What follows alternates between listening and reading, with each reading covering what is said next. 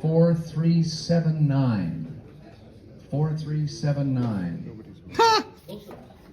It's a baby!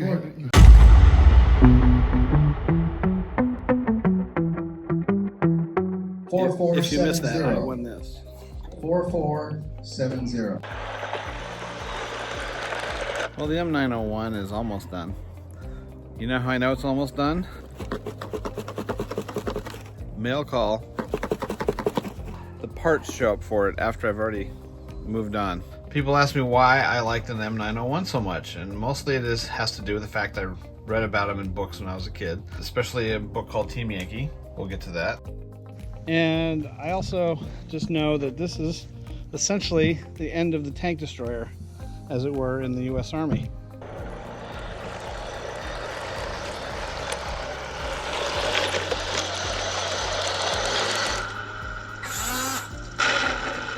The age-old question of what is a tank, what is a tank destroyer, began after the Blitzkrieg proved a small armored force was much more capable than they expected. All right, here comes time for a segment of DAK Labs called tank-splaining. Now, what is the difference between tanks and tank destroyers? How do you stop tanks with infantry? The old days, there was cavalry, infantry, and artillery. The tanks were sort of a orphan child. World War I accelerated their introduction, but it didn't really enter doctrine. The Sherman tank came along, and its mission was to follow the infantry and help them get through the battlefield. So the question became, how do you stop the other side's tanks that like to break through the front lines and work in the rear areas? The idea was, well, you need a tank destroyer. So they came up with two concepts, towed guns, and they came up with larger guns in a faster vehicle. The whole idea was to make something with a big gun travel fast and intercept the enemy tanks. Now, does that doctrine end up being correct? There was a lot of give and take on that, and the subject is very often discussed in history books and movies. This is the last of the tank destroyers, in my opinion, because it meant to give the infantry an ability to fight tanks. Now we're going to work our way backwards and talk about some of the other ones that are my favorites. Now the first vehicle was the M10. The newest and best tank eradicator on the market, the M10 tank destroyer, guaranteed, and I do mean guaranteed, to blast the last swastika off any tank she meets. And I've wanted to do an M10 since the beginning of DAK because they were in North Africa, the first rollout of the early ones. Now, to do that up until that point was one of two ways. You either scratch built it, and as a matter of fact, a lot of the old-timers used a very famous article in Fine Scale Modeler that showed you how to take an old Tamiya kit, for example, and make it into a M10 or M36. So I scaled up those plans, and I cut them out of plastic, and I made a few attempts. Well, then later, a friend of mine in the club works for a company that does aerospace. He actually had access to laser cutting equipment, and I got him to use those plans to actually cut me the hull of this tank. This is laser cut with 3D printed parts that came off of shapeways. Now, unfortunately, during my early battles with this tank, there was a major problem in the hull, and the hull fractured. So I'm going to show you that I'm using a Henlong turret ring from a used M4A3 hull to just make it so it works better. Never a dull moment in the story of the M10/M36. The reason we're going to start on the M36 is I have a turret for it. Later in the war, they took the M10 concept and they upgraded it with a 90mm high velocity gun derived from an anti-aircraft gun, and that was also used as a towed anti-tank gun. So the M36 had a new turret on the M10 chassis using the Ford GA engine, so it was an M10A1 chassis technically. But this kit, as you'll see in my build description, is sort of a one-off. It's also the son of many fathers. It is a project that I never really wanted to do because I prefer M10s, but I was able to make it work, and now I like it more and more. So why was this successful? Big gun will travel. This one has a resin ring that was meant to fit the Tamiya hull originally. Surplus Henlong turrets and hulls, and I cut out the ring. What I've been doing is I take these rings off of the Henlong hulls, I put them in, and now I have a more robust attachment point. To make this work, it's a two-step process. I gotta cut this out of the ring, and I use an X-Acto knife and I cut it out very slowly. And then I have this ring here, so I usually grind it. It depends on the model, but this tank case, it needs to be flush. So I'm going to use my motor tool and grind it all down.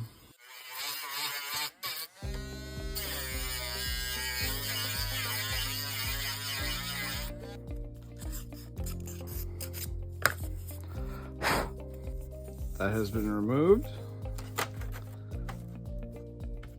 Seems to fit the area in question pretty well. It's coming out. It's getting the total rework. This turret over the years had various things tried in it. So see, this servo actually ran a gear up against this gear, and it rotated everything up and down instead of a push or pull arm. So this is probably gonna get relocated or just reattached more securely. It's had long pins in it, making it work. That has changed as well. Somehow I felt this was the right solution at the time. Hex head bolts make you feel like you're doing something extremely technical. That is, there you go, that was all glued. So that's going away. Most of my detail is still intact. On this tank I tried to do some pretty cool stuff. See the brackets, I cut out little slices of rod and then glued rod across it to be the tie downs. Unfortunately, the nature of resin, super glue, and paint doesn't always survive. It's a fairly solid piece of resin. I mean, this is mostly full resin. This did have a long traverse underneath, and might need some update on the wiring. These were 3D printed hatches. To me, typical hardware. Gotta find me a light guard. Like a cake. Layer, layer, update. I have to remove this ridge that was here on the original tank to fit inside the Tamiya opening. So, as we know, resin sucks. So if I grind this down, it's going to create a giant cloud. So I'm going to try to cut it out using a razor saw.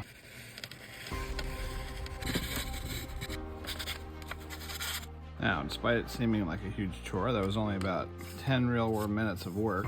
So that is now flush. Status as a better traverse setup. A few more zip zaps, and that'll be that. I'm gonna zap, zap, zap, zap.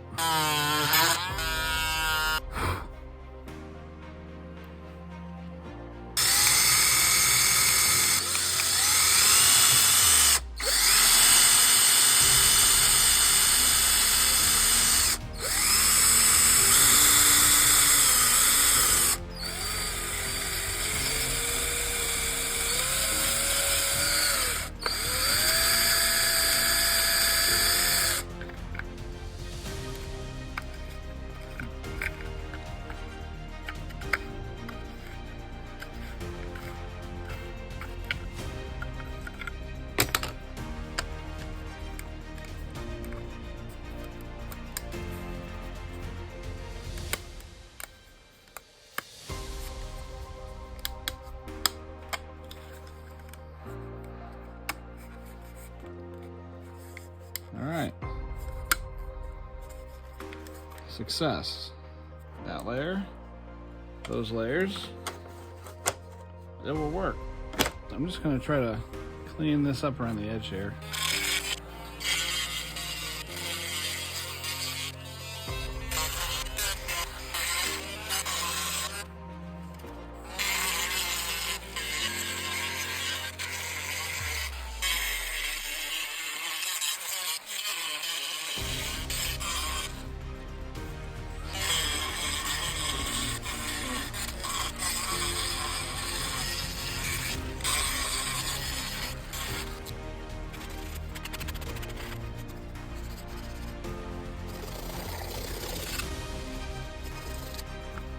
I tend to paint my apples. Now, this is an impact apple. It's very similar to a Tamiya apple. I paint them to match tanks. Sometimes I do very specific schemes to match the specific tank. Sometimes I do generic. Basically, it's assembled by a screw on the top and two sets of screws on the bottom. You can paint these things without affecting them, as long as you're careful. The way these work is there's an upside down prism, and there's an eye that looks straight up. So there's your prism, and there's your eye. You want to paint the housing without painting the electronics or the LEDs. These bottom screws are longer, top screws are narrower. Some people actually go as far as replacing these little screws with hex head bolts, or something that looks a little bit more military. So I take this part out. I take this part out. Here's your brains. Don't want to paint that. And I tend to very carefully pop out the sensor cover. And I paint all this. I paint all this. I paint this. Now these rigs, you can go as far as take them all apart, but I tend to just paint them as one unit. Okay, back from the paint shop. Looks pretty good. Reassembly is fairly straightforward. Emitter goes in the housing and pretty one direction here. Base. Slots for the 5 pins. The clear receiver housing. I usually line it up first so I have a reference. Oops. Sorry, put the window back in.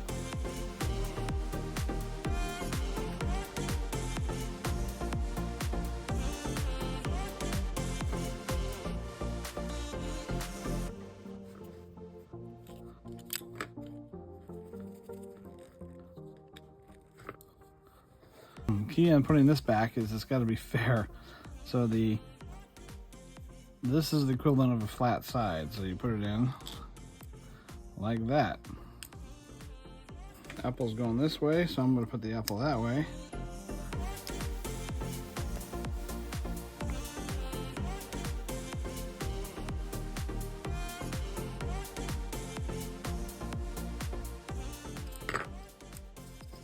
All back, and you witnessed that I put it together correctly. One time I didn't, and hilarity ensued. So there you go. Puts the apple back in.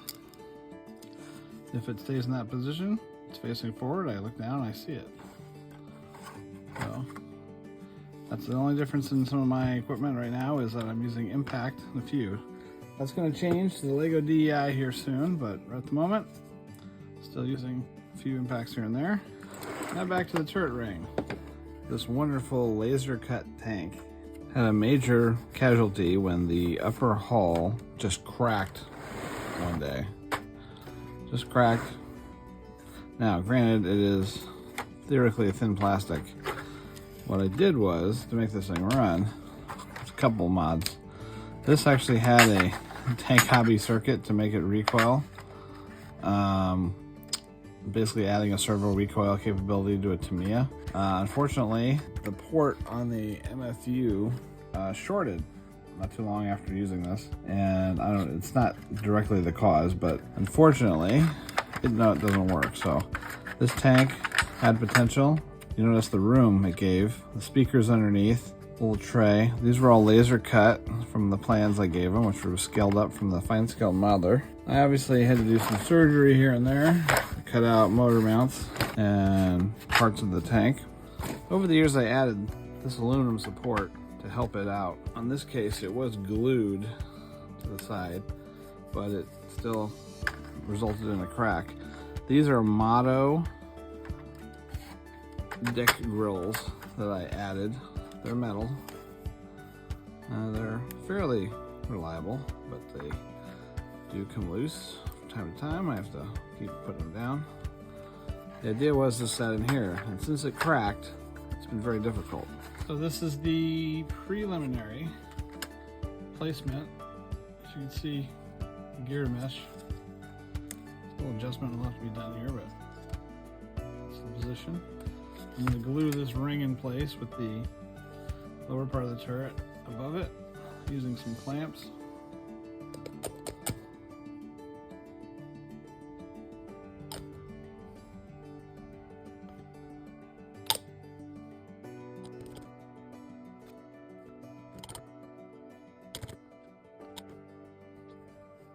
I have glued the ring down. I have reattached the headlong to this. And now we're going to do a test fit. See, it's been glued so it matches there. Here's the JST plug to me with the Tamiya. Temporary little LiPo battery in here just to run it. That was my Christmas present. I found it in my stocking. Like I said, this tank has power. This one's using an older DX4 radio. The only weakness in this is it doesn't have the failsafe in it. So, all right, are we feeling lucky?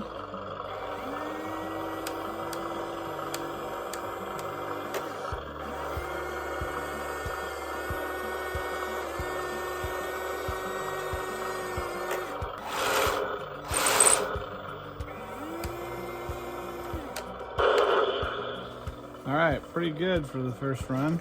All right, now I will go about reattaching all the funness. This needs some love though.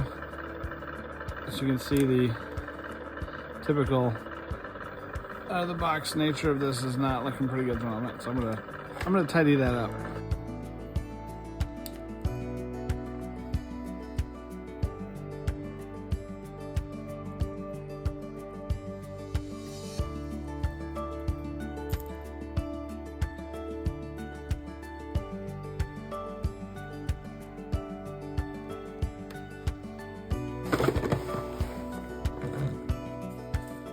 Here's where a part from another project is going to come in to help.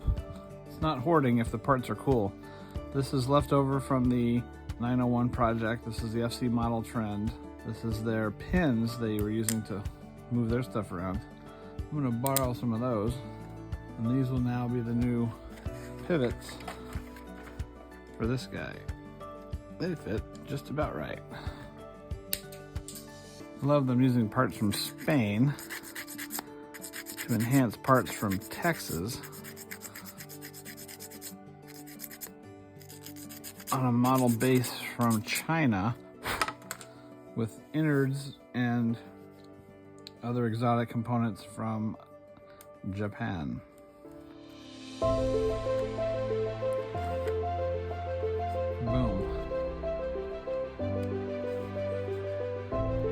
Next step, this is the recoil. It's gonna go hidden for now. I have the elevation returned to its proper location and firmly mounted. I'll put the apple in while I'm thinking about it. And we'll do a little test. This is using a servo to elevate, so I'm using a photo switch.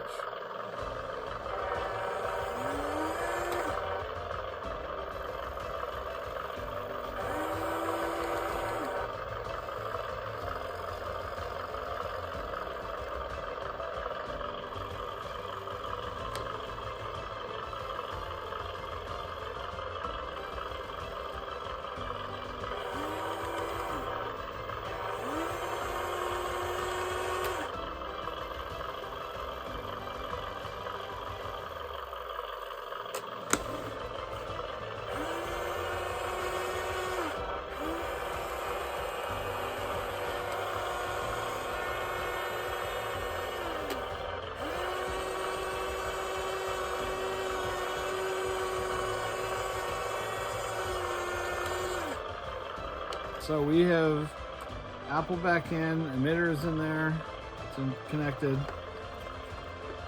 Hull is attached, traverse and elevation reinstalled, electronics reset.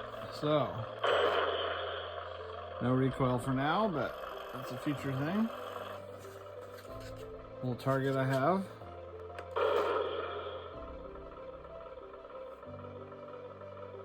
It's working. That's one back in service. I think I'm out here later for a walkthrough. You often find missing things. Oh look, it's from a Sherman.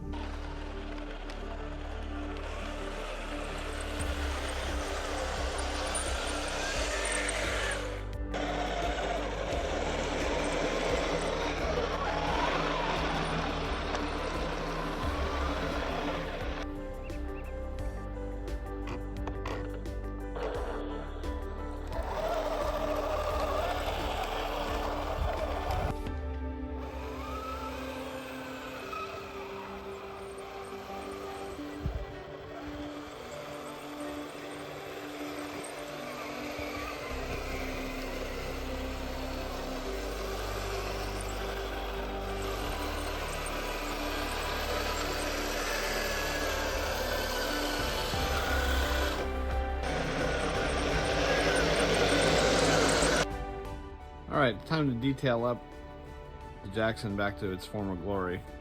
I actually found a collection of parts from at least 2 of these conversion kits from Nick Aguilar. His set was fairly extensive. It actually included engine decks. I have all alternate 3D printed engine decks. This is an A2, a diesel deck, if you were going to do an M36 B2. If you go through these parts, I actually have enough to fix the M50 holder, or M250 cal on the top. It carried a double barrel holding assembly. It's got nice stowage bags. A little bit more detailed than the ones, but I saved these for when I feel like it. What I'm going through is trying to remember if he had any parts to detail up the gunner's sight or the periscope. I don't see any, but I'm looking. On this particular tank, it used a Sherman style gun cradle on the back deck. In this case, I do have some replacement lifting lugs, as you see that broke off. Now these are the pins that are supposed to hold them on. I'll use them if I lose these guys. Include some nice little parts. I mean, these are tow cable fasteners. If I can make that work, I'll use them.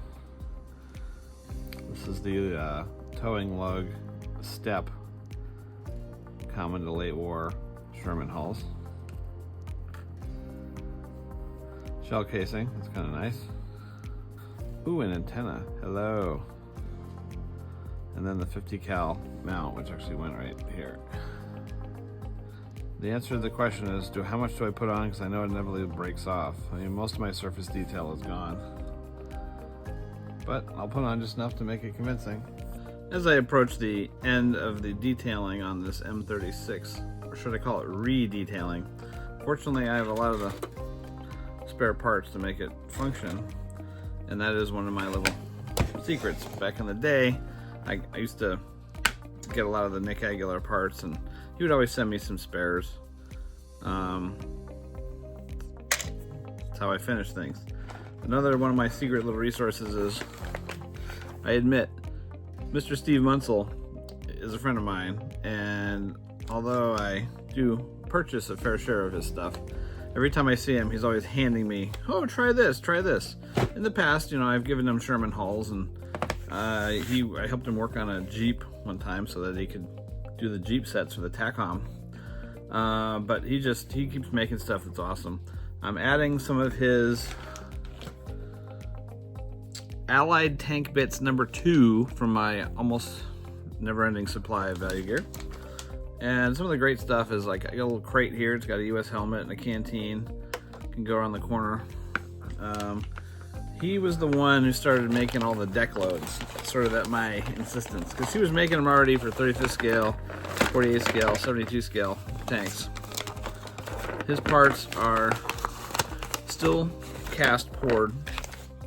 He's dabbling in 3D stuff, but deck loads, K rations and ammo cans mixed with a set of bags. These typically fit very well into the standard storage rack on the back of this Tamiya Sherman, or Henlong Shermans too. And these deck loads just fit. There you go. Stowage. Takes moments. He does make a full pack that sits in and goes over. He does make adjustable sets, so we'll talk about it. One of the things he includes sometimes, for those of you popsicle stick deficient, is a resin cast version of the plate that goes on the front. Now mine got warped because I sat on it, but that's another story. Cut to fit, it goes right there. But his little ammo crates, variations, and stowage is just really good stuff. And he makes stuff for German, for American. Lately I've been experimenting with his rucksacks. He makes a version of the Allied rucksack.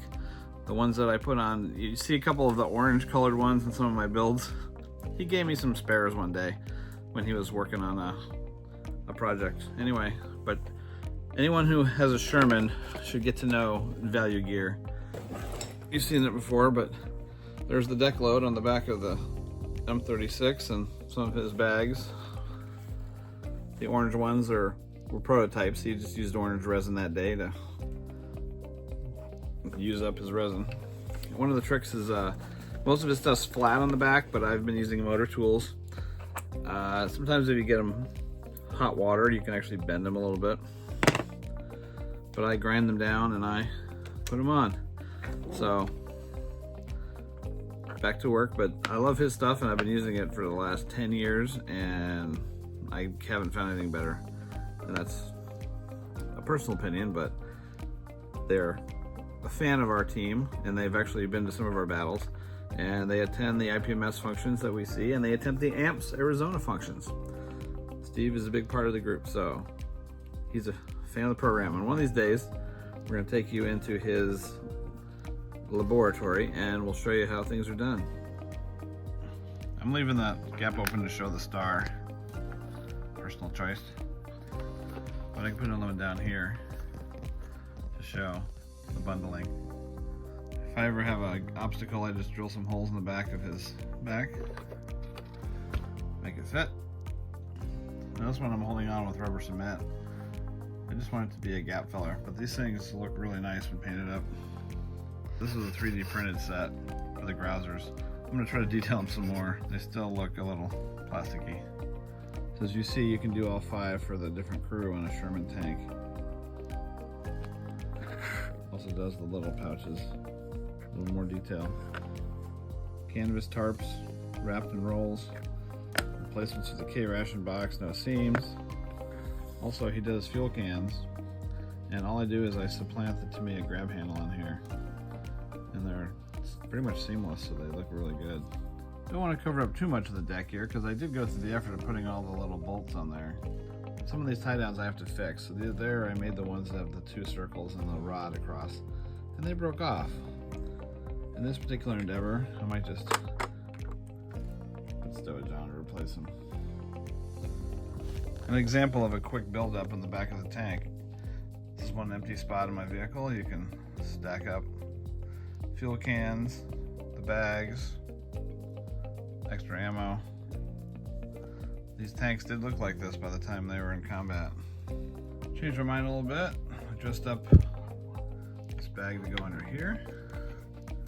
Now, what you didn't see me do is I actually smoothed the back a little bit with a rotary tool and made it curve a little bit so that it fits the hull. But I also checked out his straps. I'm using super glue gel right now. Now I know most of you say, oh, it's going to ruin the surface. Well, if I really ever have to, I will just sand the whole thing down. It is resin. Put that here. Voila. Value gear in effect. Another small detail on the M36 is I put 2 machine gun pintles on the front edge because I've seen several where they moved a 30 cal or even put the 50 cal up front. So I have seen some vehicles with this. I'm preparing this 50 cal, this one got bent in a box. But